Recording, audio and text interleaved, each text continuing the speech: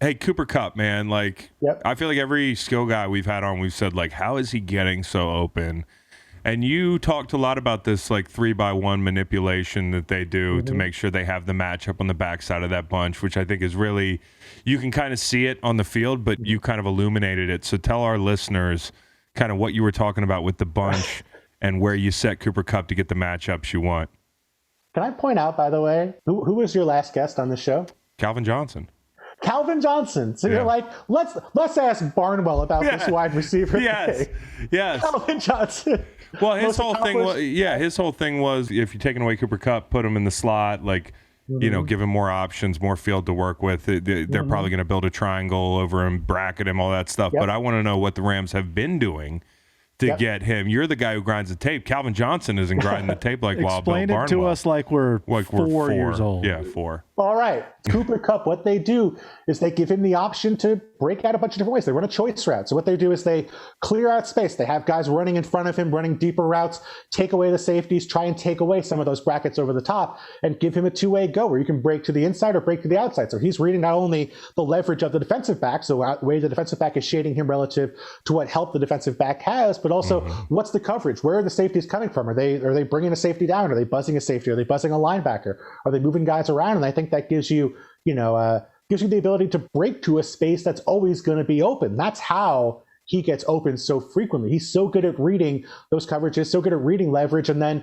getting out of his break really fast. And Matthew Stafford, I mean, they formed like an immediate bond at sort of reading that stuff and throwing the ball before Cooper Kupp's even out of his break. Matthew Stafford knows where he's going, even on those choice routes. So I feel like it's so difficult to guard because you have to devote so many resources to where Cooper Kupp might go. You have to really bracket him with those triangles because he can break any one of 3 different ways or just turn around and catch a hitch. Like there's other guys who do it. I mean, NFL players, NFL teams definitely do touch and choice routes. Travis Kelce does it in Kansas City on the backside of those 3-by-1s. Like there's lots of guys who do it, but Cooper Kupp is so fast at doing it, so effective at doing it, and he has such a great connection with Stafford that it's become like the focal point of that offensive stretches. When they need a big play, that's what they do is they go to that choice concept and let Cooper Kupp make the defense wrong.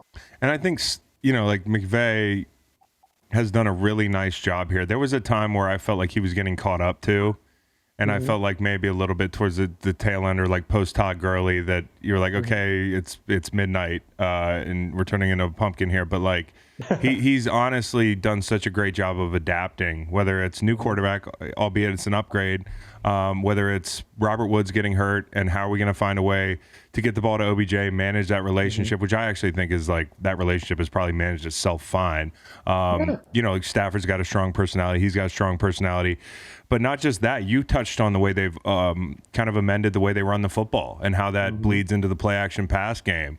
Can you talk about like the difference in their play action game relative to how it was with that more zone scheme that was kind of sideline to sideline with Gurley? Man, can you talk about? Yeah, I know.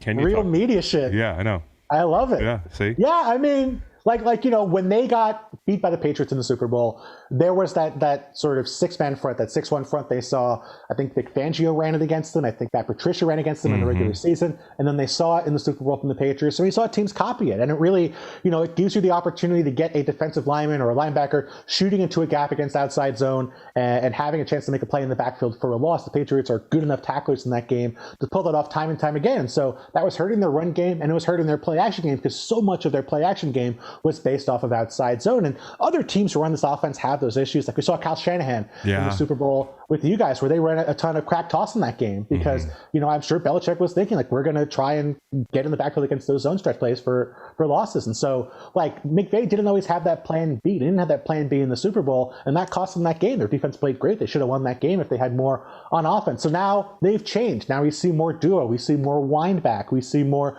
power stuff. We see a wider range of run concepts and then play action stuff built off those different run concepts. So now, it's almost like the Bengals in a weird way. They kind of feel like they're the Rams from 3 years ago where they run a ton of outside zone, a ton of split zone. A lot of the concepts that McVay was running 3 or 4 years ago, their offense is still kind of in that level and they're good. They can pull it off, but the Rams have sort of, modernized their offense or diversified their offense a bit. And I feel like they're very different now than what they were back in that Super Bowl 3 or 4 years ago. I also think the level of trust that, McVay has in Stafford and just the kind of routes that, turn your back to defense, turn around and just pepper the middle of the field, rather than waiting for some easy option, cutting the field in half. like this is like big flood concepts across the field. Like I really do think it's just been a perfect storm for McVay's development as a coach, having Stafford, having to hit the curveball with Robert Woods. He can cap off a pretty amazing run as a coach here, like not even talking about the team with a victory this Sunday. Talk about the 3-man rush, because we made a big deal about that. After I got off the phone with Kyle, my brother, after the AFC Championship, I was like, man, what happened in the second half? Like, he's like, man, they just flooded zones. They just dropped a million people. And it was easy to see when you look at the numbers, 15 times 3-man rush versus Kansas City for the Bengals, 10 times in the second half, 38 total yards. How much against those looks, how much do you think they do that this week, the Bengals, or is this a totally different ball game for them? I mean, I think it's up in the air. Like, if you look at their numbers during the regular season, they were dropping 8 into coverage more than anybody else in football. Yes, They were rushing 3 guys, dropping 8 in more than anybody in the league. And so it was the thing they ran. I think it was like 68 times. I'm going to do some math in my head right now. 68 divided by 17. I think your number was 68 or 70, but it really surprised me, because when you have guys like Trey Hendrickson who are doing big sack numbers and you're still rushing 3 a good bit, like, you're not just rushing 3 a lot, you're also making it count when you do, and you're doing it like intentionally, and you're picking your spots. I think it surprised me their pass rush has been so good with those numbers, because as a pass rusher, that's like the dirtiest word in pass rush, 3-man rush. Like, we hate that shit. Of course. You want to drop back in coverage 10 times a game? Of course not. That's terrible. I don't want a guard cleaning my clock out because there's no work inside. Like, I go to power. If I go speed, I'm too high. If I go to power, I'm going to get knocked off the tackle. You know what I mean? So it's just a tough setup for defensive ends.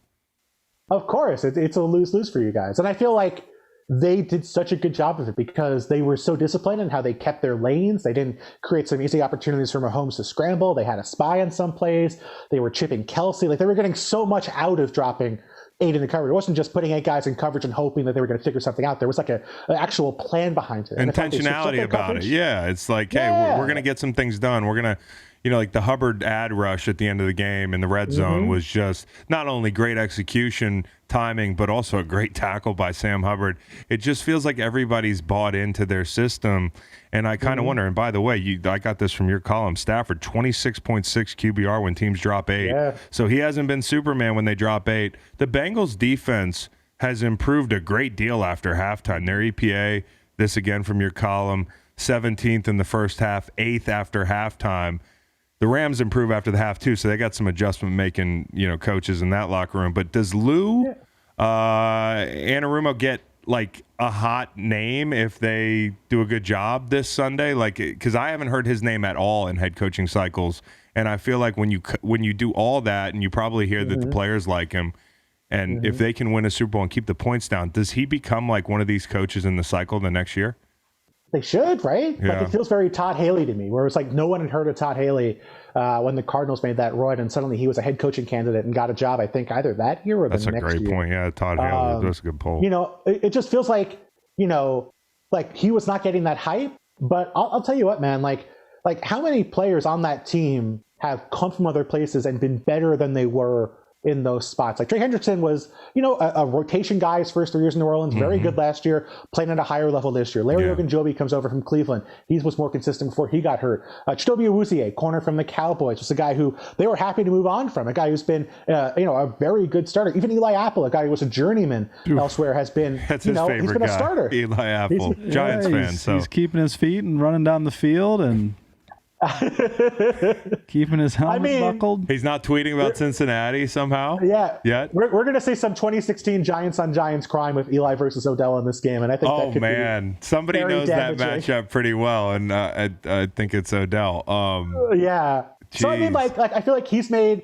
Like, they have this defense that's come from a lot of places, and they've made a lot of those dudes better. They're finding roles for guys like Trey Flowers, who got cut by the Seahawks. Like, I really feel like that's a mark of a coach, like who is it? Sean McDermott, right? Like in Buffalo. Like, there's so many guys who go to Buffalo and become better after getting to Buffalo. I feel like that's a good sign for Lou Anarumo, certainly when it comes to his future. A great point. A lot of guys have gotten better defensively there. And another thing he can hang his hat on If they quick sidebar here, because we're talking about the drop and 8 thing, is that going to be the new cover 2 thing with Patrick Mahomes? No, it's not going to be. Teams aren't going to come into next year like we're going to see a bunch of 3-man rush every They're week. going to do it, Yeah. but like it's not going to work. Like I feel like it worked because they sprung it on them at halftime. They did a little bit during the first half, but a lot more during the second half. The Bengals are good at it. They have more experience doing it, and I just think like the Chiefs, the solutions seem kind of obvious in hindsight, like run the ball and, hit shots down the sidelines. Like they're going to have opportunities to hit throws next year. So I feel like teams will try it, but it's not going to make that big of a difference. Did you enjoy the video? I mean, if you didn't enjoy the video and you're here, like, I don't know what to tell you.